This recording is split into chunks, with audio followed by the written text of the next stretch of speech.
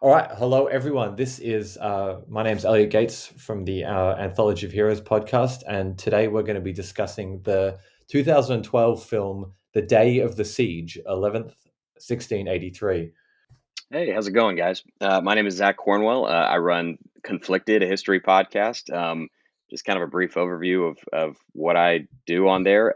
It's all about untangling history's greatest controversies and going through kind of the messy moralities that pop up throughout history. I'm coming to you from Dallas, Texas, so we're on Central Time here. But yeah.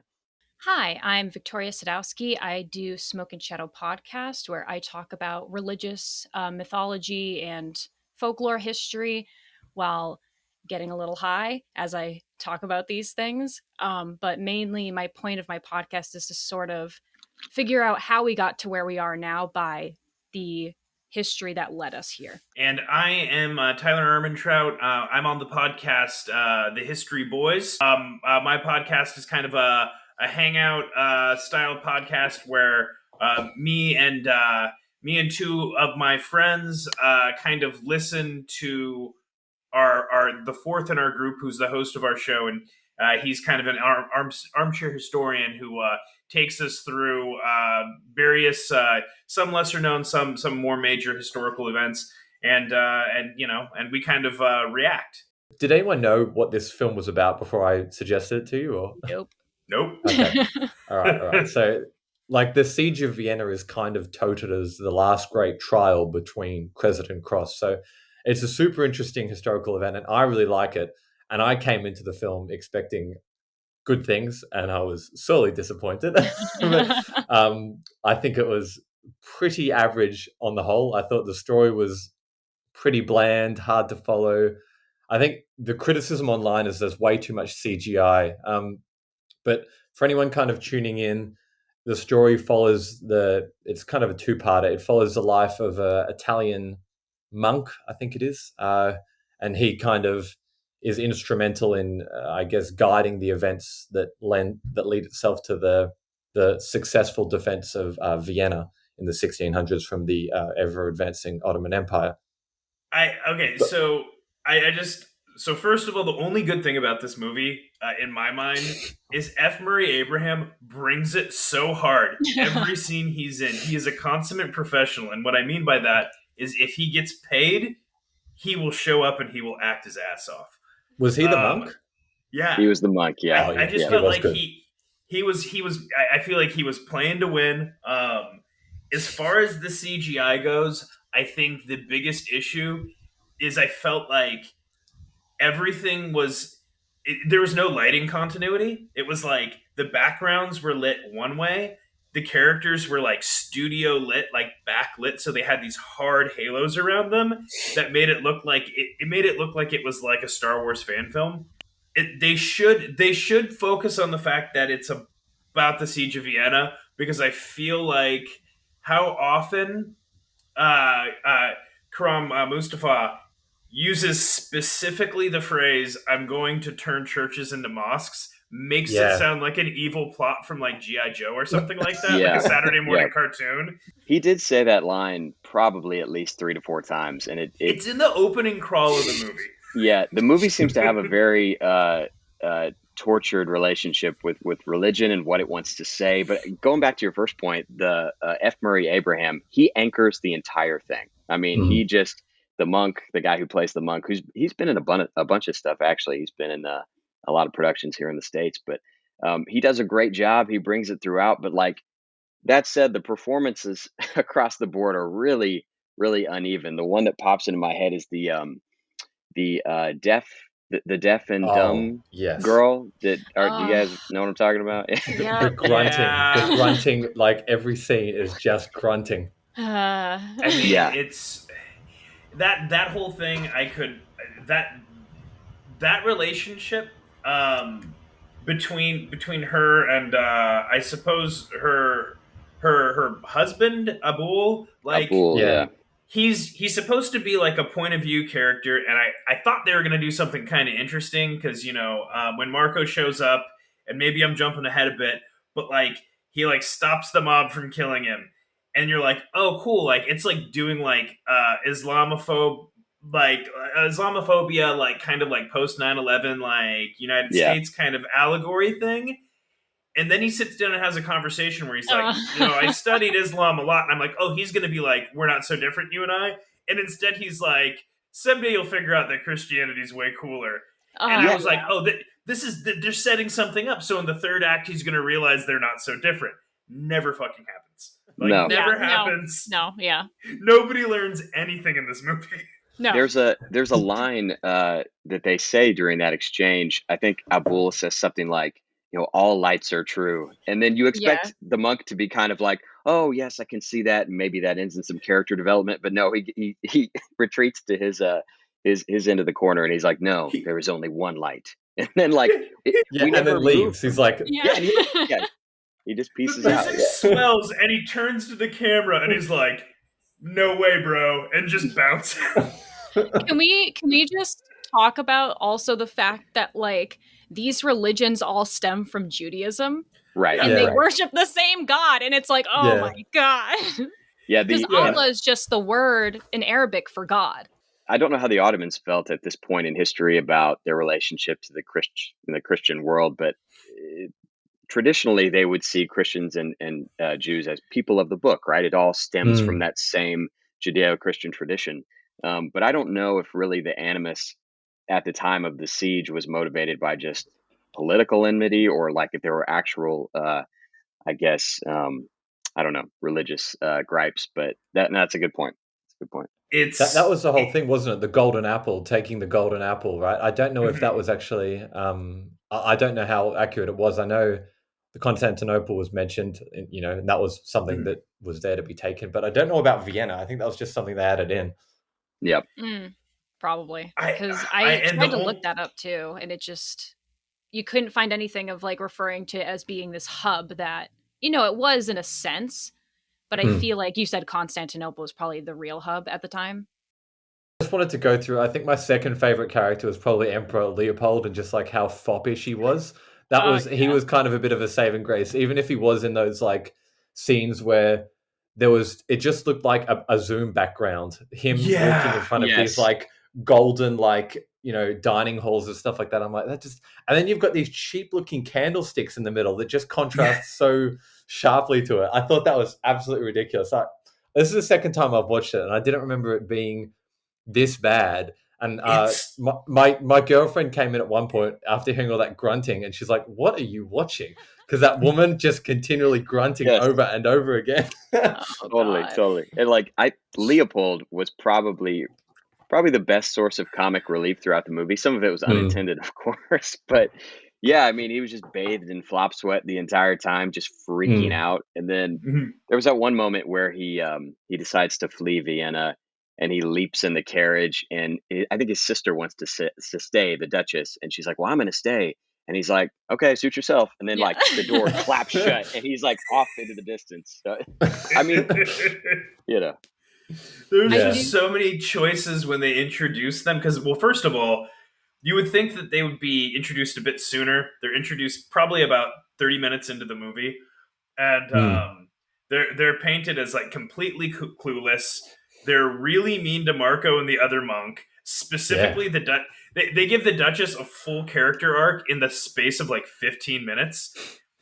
They show up and she's like, "I hate these monks." And then she's like, "I'm really sick." And then Marco's like, "Boom, you're healed." And she's like, "We got to listen to these monks." And it's like, it happens in the space of about, I feel like it's like 15 minutes. I'm like, doesn't this whole thing take place in the same year? Like, they put the date. It's all 1683.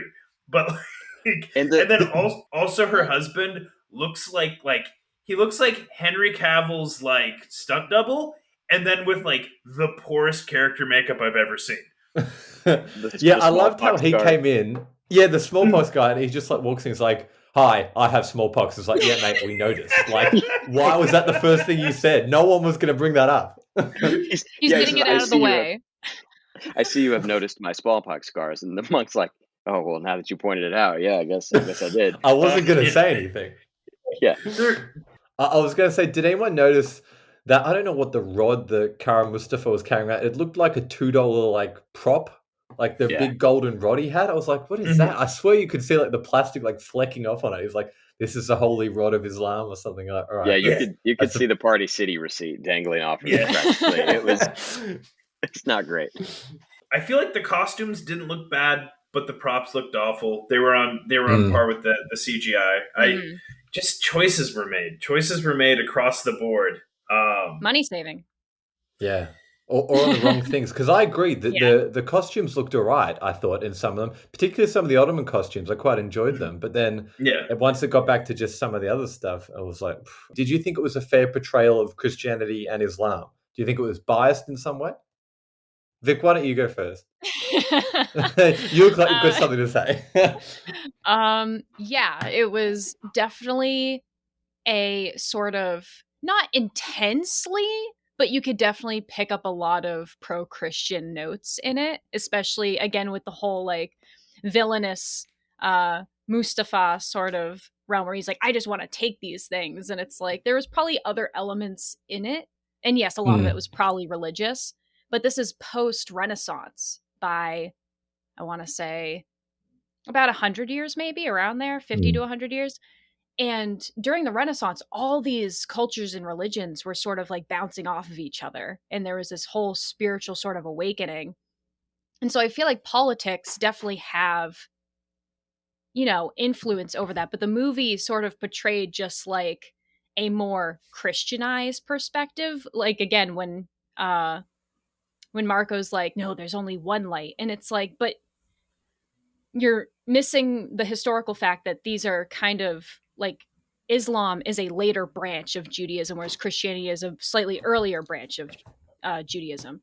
And you're just getting a whole lot, because a bull dies and his character really doesn't serve a purpose other than being the butt end of a joke, which I thought was a little weird.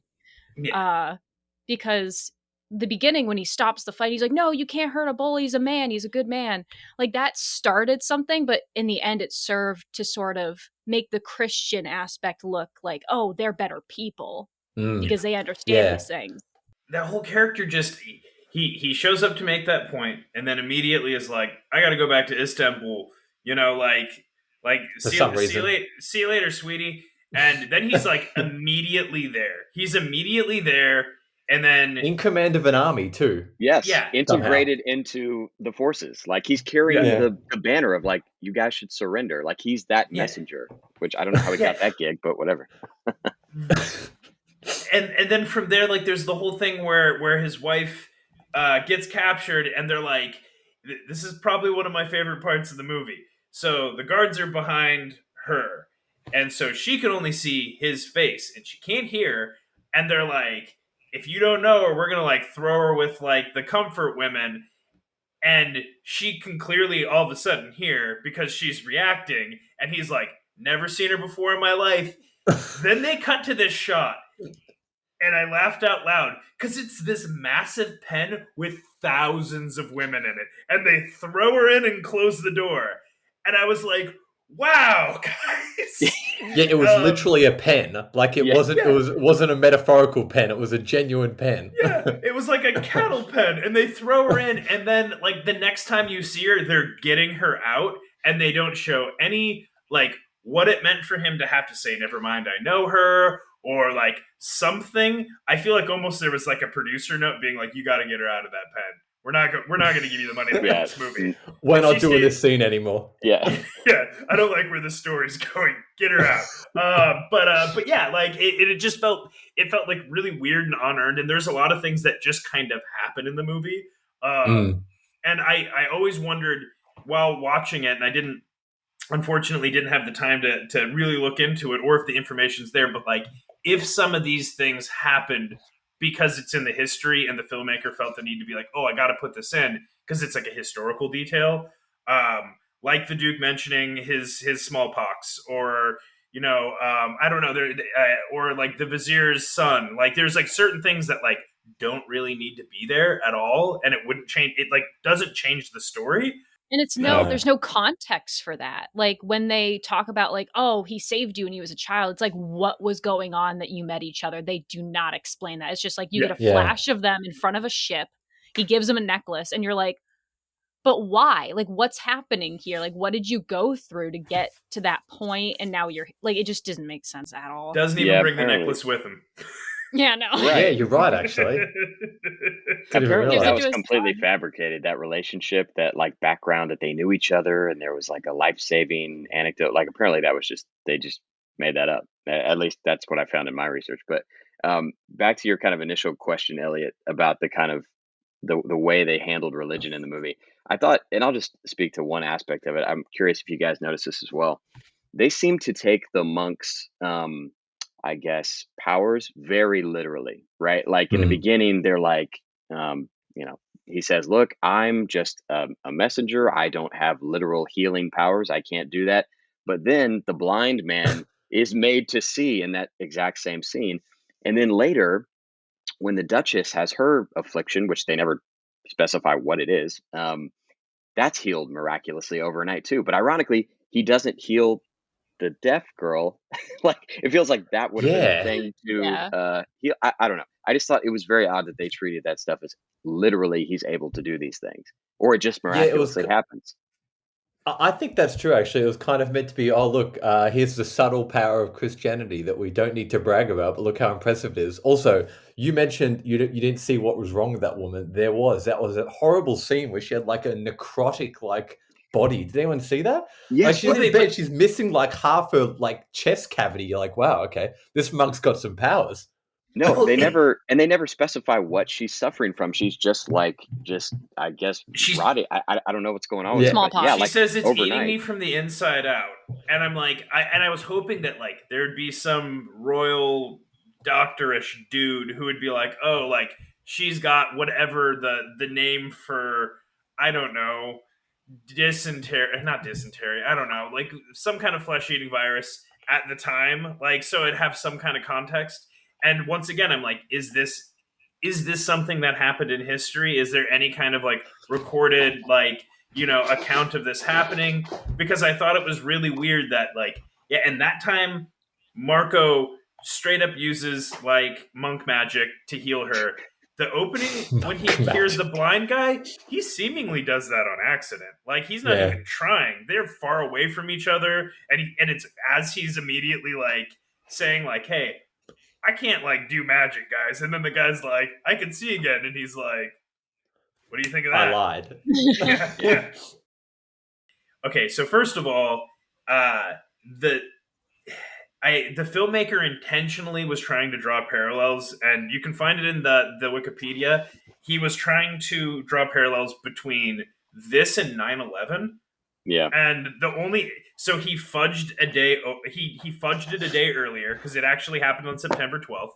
And also, we were speculating. Elliot and I were speculating that he did this because he was hoping to sell this movie in the West. Like he was like, this is going to be like a Hollywood blockbuster, and so I'm gonna make it on September 11th and make it like about like essentially a Muslim invasion of the West. So like maybe Americans will really like it, but it's like 11 years too late. Like if it but somehow looks like it was like it came out in like 1991 and was like a made for TV movie. I can only speculate that it had something because the budget was 30. It was, I guess, if you all said and then converted to dollars, it would have been about a $30 million movie. It seems like a lot of money, but at this point, I believe because it came out in 2012, Game of Thrones existed. Game of Thrones cost $10 million per episode. Yeah. So the qualitative difference, I mean, so 3 hours of Game of Thrones cost the same amount of money as 2 hours of this. So I don't understand what happened. Also, apparently there were 10,000 extras, despite the fact they frequently just like copied and pasted like it was the pen, the women in the pen. That was the women in the pen. All those extras. That was them. It was the pen 10,000 women. And then the soldiers were just like cut and paste. One other thing I want to point out that's really bizarre is Karam's talking about Sobieski, the king of Poland, and he's like, he's old, he can't even get on his horse, and for some reason it's like these fast cuts of him looking It's like him like clicking it super on. formidable, and Yes. like Yeah. and I was like, is this because the director's Polish and he's like, we got to make our guy like That's what I just thought. That's a what I total thought. Heck yeah. badass? Heck Because yeah. when they show up, even when they show up at the end, it's like this like, you know, Riders of Rohan, like Lord of the Rings moment, and it's like they're here, and he's like this badass who's like, I gotta take control of the army, and like, so I wonder if like he's like a really, really popular historical figure in that country, and so they like He is Okay. actually. It's funny you bring that up. Yeah, so Yeah. he's huge there, and maybe I think Vic, you've got some ancestry from there or something, don't you? I'm a ski. Right. Okay. Yeah, I was yeah. there. You go. So you're probably related to him, right? I mean, it's all the same gene pool, let's be real. But he was probably my favorite character, I'm not gonna lie, even if like what you saw of him was very little. And I do have to point out a random historical fact or comparison, because that moment where he's like, we're gonna take the high ground, and everyone's like, we can't get our cannons up there, and he's like, you're gonna do it. Washington did that during the Revolutionary War. He did the same thing. Oh, okay. Yeah, so he was like, we're going to take the high ground at Bunker Hill. And they were, or maybe it wasn't Bunker Hill, but it was one of the battles that he fought. And everybody was like, we're going to get people killed getting those cannons up there. And he's like, yeah, we are. Let's do it. And they won that battle. And it was, you know, nice little juxtaposition. But when it comes to Sobieski, like that sort of mentality that he has of like, I'm taking control. We're doing it. We're not indulging in the drama. I'm not even going to insult the people I don't like. We're just going to get it done. That's a very Polish mentality. That's something that like I can even see on my side of the family of like, no excuses, get it done. That's just a very Polish thing. So they really brought out that sort of cultural integrity in him. To build on that, there definitely is a lot of mythologizing around Sobieski, and particularly the winged hussars, right? That is a huge kind Very of angelic, right? Totally, yeah. I mean, that's like a really big the cavalry charge right at the end of the Siege of Vienna. That's like it's touted as like, according to something I've found, one of the biggest cavalry charges in history. It's like this big mythic, like you said, Riders of Rohan moment, and that is just a huge cultural touchstone for the Polish people, definitely. But I thought they did actually a pretty good job depicting the winged hussars. Those are like a really, I guess, iconic military unit from history, and like they definitely put a lot of love into the costuming, and it had like I thought the wings were done nicely. They did like the leopard skins on the lances pretty well. That's really like, you know, in the weeds tactical stuff, but I thought that they definitely threw a lot of money and attention and care at that part of it, if nothing else. But Yeah, I was going to say, I think that's probably where about 2/3 of the budget went on those winged hussars. But they looked good, they looked crisp, but like Sobieski coming in and they're like, oh, he's not going to have a plan. He's just going to say we do it. And then it's exactly what he does. He just kind of comes in. He's like, right, we're doing it. It's like, okay. And then they were saying like, we don't want to invite him because he's going to come in and he's going to demand he takes control of the whole thing. That's exactly what he does. It's like, right, you proved his point though. Yeah.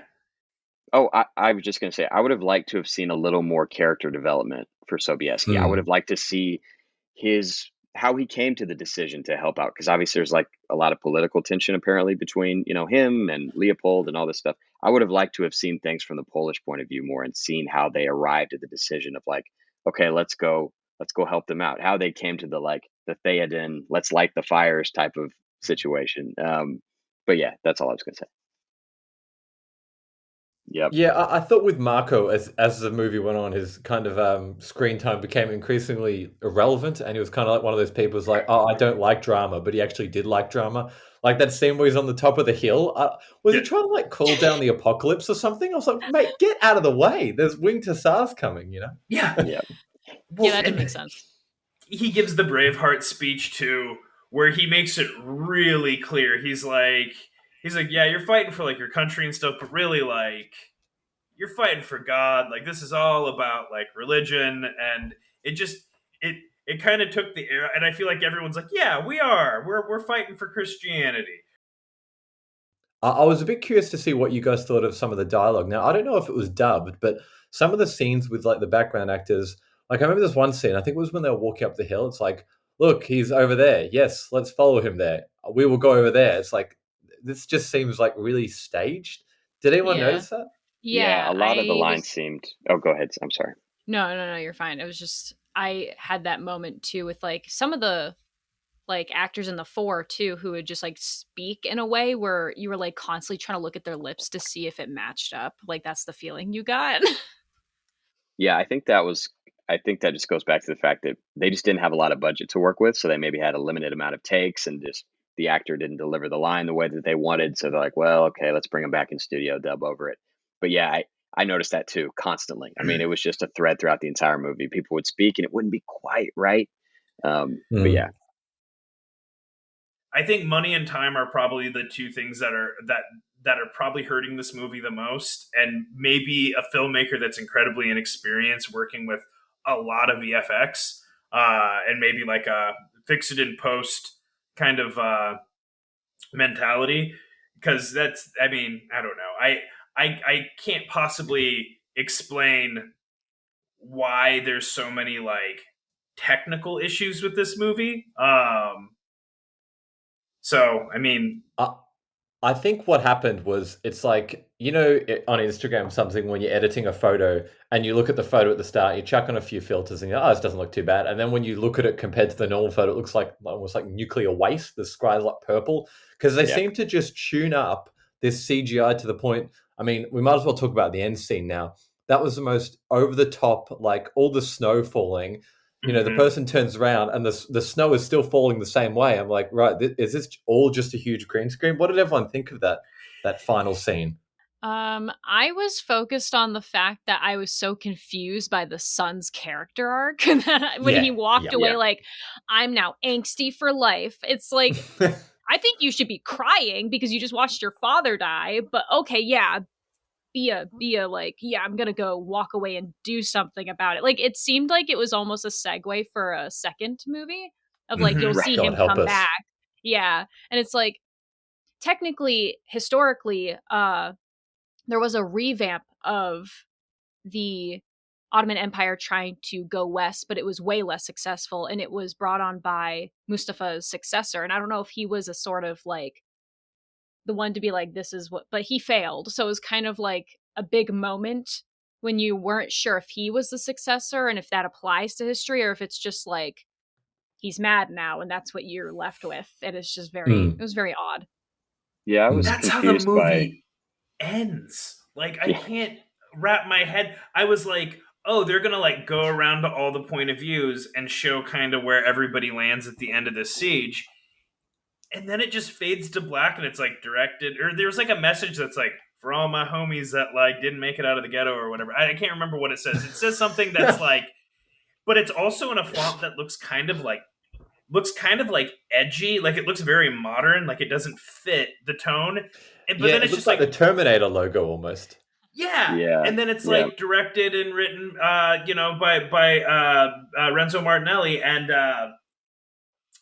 I was like, really, this is the end of the movie? Like, they're gonna end it on this note? Like, and also like they clearly were like, we can't afford like and once again, I don't know if it's a history thing, but the whole like strangling him with a handkerchief thing, like, is that how was that like a Ottoman Turkish thing? Okay, cool. Because I thought they just couldn't afford like a gallows or something, like, or like the effect, and they're like, we got to do this like as cheap as possible. Like, what do we have lying around here? We got a tablecloth. Let's do it. No, but apparently that is the traditional ritualistic way in which Ottoman, high-ranking Ottoman officials were killed in an event of failure or whatever. But I was curious, or I was, I guess, confused by the son's emotional reaction as well. Just going back to what we talked about a second ago, like he seemed almost like good, like he seemed almost like contented with his father's death. There wasn't any kind of like reaction. He just walked away angrily.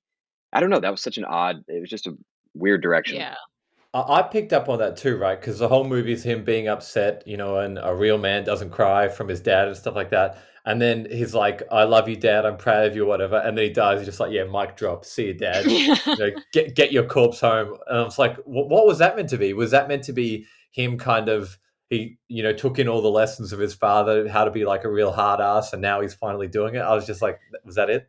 The only thing I can think of is that it was a reaction to his failure. Like, he was like, Dad, you totally botched this thing. You did not capture the golden apple. Therefore, you disgraced us.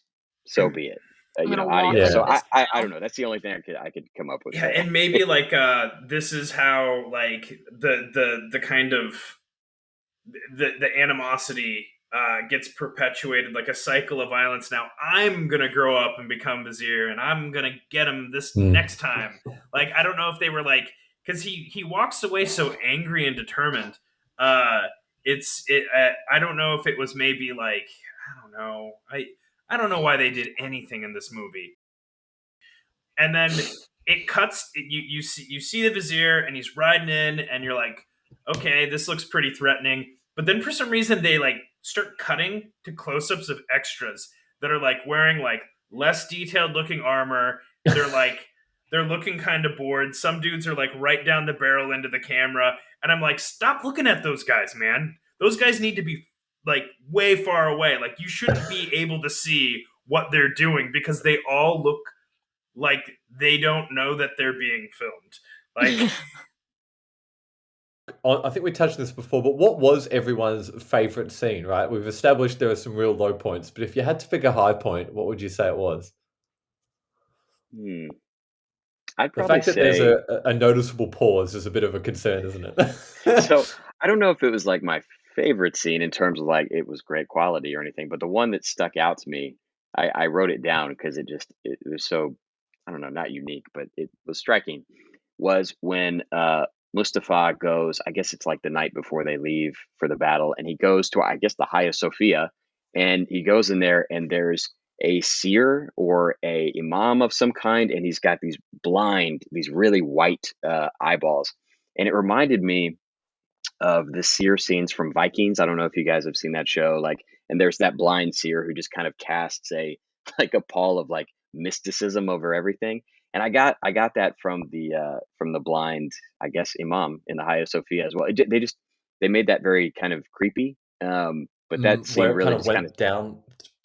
yeah, there was like a light set, like, and again, I have not been in the Hagia Sophia. I'd like to at some point, but it's completely empty, and it's just this one blind dude who's like, "Yep, bring me your problems. I'll tell you what's up." And he was almost like a fortune teller. I don't know. Again, not a great scene, but it stuck in my memory.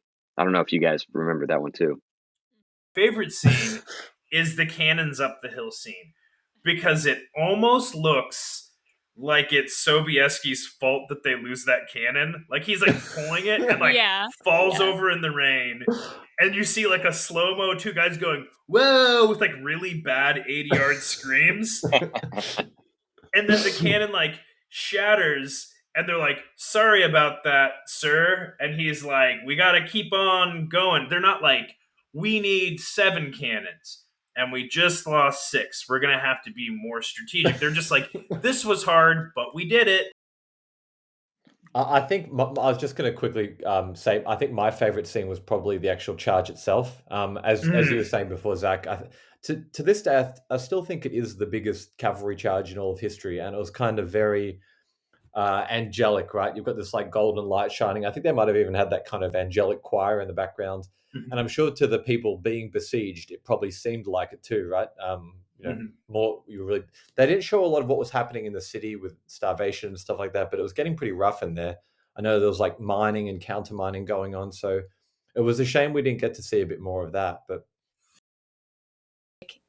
not necessarily a good scene, but one that stuck in my brain is when Marco first comes to Vienna, and the emperor's like, I want you to be my spiritual advisor, which is something that happened. This is something that's just a theme that happens throughout history, where an emperor or a king or whoever is like, I need a spiritual advisor. And so he asks Marco to like, do this. And this is just like hilarious to me because this is usually not the way that it goes. Sometimes it does. But for someone, and this happens in history, it's not just the movie, like he definitely does this where he's like, okay, I'll be your spiritual advisor, but you need to make alliances. Like he prioritizes the political aspect before any spiritual stuff, despite him being so devout to Christianity. He's just like, and the way he's talking to him, he's like, you need alliance. Like he's getting a headache, like trying to talk to him. Like you need to talk to Sobieski. And he's like, I won't talk to Sobieski. He's like, you're gonna have to. It needs to be done. And he's just being very realistic in that scene of like just a spiritual advisor having to deal with the like, no, you need to really deal with your actual problems right now, and that's political, not spiritual, I'm sorry to say. But at the same That's a time, really it good does point. come into the whole, this is a very religious war at the same time, so he is thinking more politically in that context. That's a good And point that about is something he does throughout, like, because I did a little background research, and he healed a woman who wouldn't produce a male, which is the actual history, which is even suckier. That, you know, oh, like, my wife won't make a male heir, so I need a priest to bless her. And it worked. And so he became a spiritual advisor, but did a lot of political stuff too. And he is the one who got the emperor to align with Sobieski because they hated each other. And he was that sort of unifying principle to be like, no, we need to cut the BS and get down to it. And probably the Christian aspect of like, we're all Christians here, come on, was definitely probably one of the things that got him to do that. Yeah, he did. It did seem to be. Look, I mean, Emperor Leopold looks like he would be a very difficult man to try and talk to. So maybe he deserves a bit of a medal for that one. But yeah, I think I've read quite a bit on this because it's actually a subject I really enjoy learning about. And there was a guy. I think he was mentioned maybe in one of the scenes. I don't know his name, but he was the Duke of Lorraine, which is that district that is in between, I think, Germany and France now. And historically, he did so much. He got everyone together. He got all these alliances. He I think he got Saxony involved and stuff like that. And I love how even in a documentary that's meant to be about the siege, I think maybe he was mentioned in one scene. A really interesting guy, actually. I'll see if I can send you the link because this guy did all this stuff in the background, similar to what probably the monk did, but at a more tactical level. But yeah. According to IMDb, that's the smallpox guy. Oh, is it really? Yeah. Is it really? So okay, rather than right. highlighting the fact that he's like, you know, apparently somebody who was able to unite all of these kingdoms with a common cause, he's just like smallpox, right? Like, how about the smallpox? But you know what he was saying? He probably wanted him to cure it. This guy's like curing everything. He's like, can you fix this? He's like, I'm on my way, my son, but all the best, you know? The monk has a wanted to be real subtle about it. He's like, hello, I have smallpox. I don't know if you could do anything about that, but just wanted to like, great if you could, because no one can.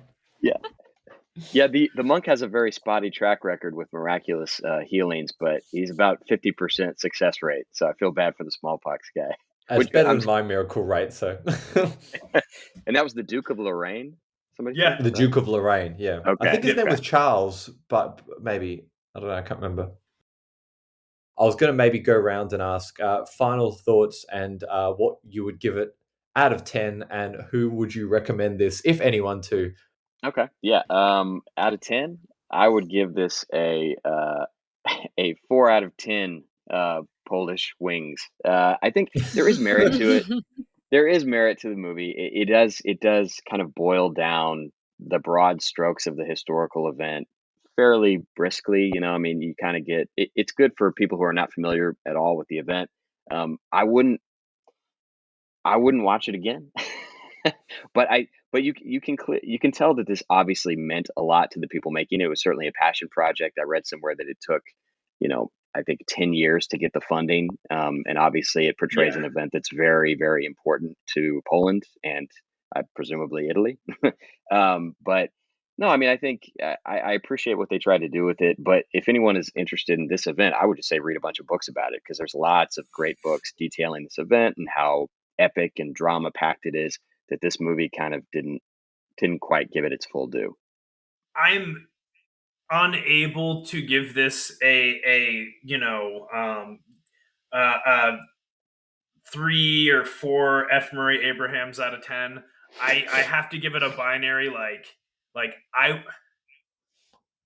I wouldn't watch it. Like if I could go back, the thing is I would go with Zach's kind of like recommendation. It's an interesting event, and I think that there's a lot of really fascinating things, and I'm happy that I know that this happened, so I can go find more out about it that isn't this movie. Well, as a movie, 2 out of 10. As a drinking game, 10 out of 10. Because You Yeah. can do a lot with this movie if you want to drink to it. So like anytime there's like way too much Christian propaganda just thrust in there, take a shot. You're probably going to be hammered by the end of it, if not have to get your stomach pumped. So yeah, depending on what you're using it for, like I would definitely recommend it for someone who wants to make fun of something. But as a historical, like if someone wanted to know about this period in time, I would also suggest more documentary style stuff, or like again reading the books of, you know, different perspectives of the event from different countries to sort of get a more well-rounded idea. But yeah, if someone's like, "Oh, I heard of this movie," I'd be like, don't waste Don't hear 2 about hours. it. Yeah. Stay away. I think from my perspective, I'm kind of along the lines of everyone else. I'd probably give it about 3 out of 10 green screens. I think there was a lot of there was a lot. I was like, I could see the director's passion in it, and I think it's a really interesting historical event, and I think it kind of opens the door to maybe be remade again by someone who has maybe a bit more experience, and maybe compress the story down to the siege itself, because there's a lot happening there. We didn't really need all that backstory. Um, but yeah, on the whole, it's not something I would probably wish on many people. And like you've said before, there are some super interesting books. I know I've read a few of them myself, and that's how it kind of got me onto this. But we're getting so many remakes of movies and reboots of Spider-Man and stuff like that. I feel like this is something that's waiting to come along and be done really well. Give it to Ridley Scott or somebody who's gonna blow the lid off it and make like make it into the epic it deserves to be. You know what I mean? Like, Yeah. Because there's such a good story buried in there. I mean, like I feel like the viewpoints they picked and the subplots that they chose to emphasize just didn't come together into a compelling story. But like you said, I would love to see it in the hands of like a really competent director, well funded by a studio, and really given its due, because it is a really cool event. You know, there's a lot of great moments in there. Yeah. And the whole, like, with certain characters that they really tried to illuminate the complexities with, this movie clearly failed that, but you could see that they tried. Someone else could definitely pull like a whole, not to bring it back to Game of Thrones, but Jaime Lannister style of certain characters where you see them as being bad people, but then as the story unfolds, you see that they're just very complex people with, you know, certain integrities or certain loyalties that they have to uphold. And that becomes a conflict in certain realms of the story. And I think someone could definitely do that well, but this was a good try. Here. I think we'll end it on that. A good try. Thanks very much for listening, everyone. Once again, the names are my name's Elliot from the Anthology of Heroes podcast. We've got Zach from the Conflicted podcast. We've got Vic from the Smoke and Shadows podcast, and Tyler from the History Boys podcast. Thanks very much for tuning in.